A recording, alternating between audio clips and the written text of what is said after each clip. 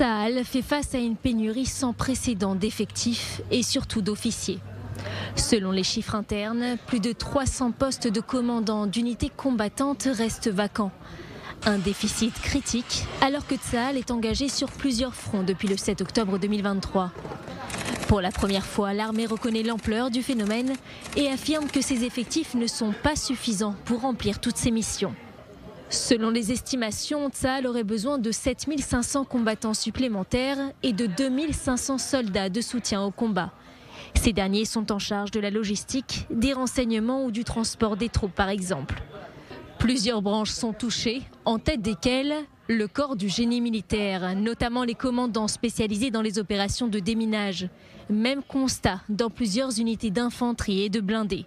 Les raisons de cette pénurie d'officiers sont multiples. Tout d'abord, les lourdes pertes humaines.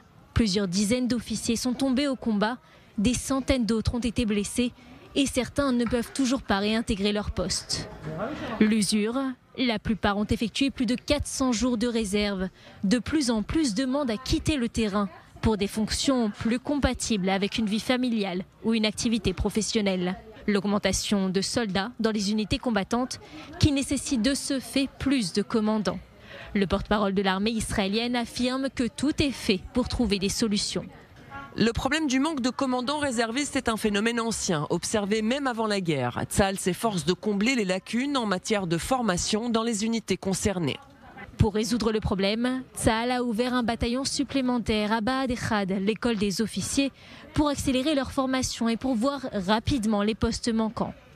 Dans certaines unités, des sous-officiers ont été nommés par intérim sans avoir suivi le parcours classique.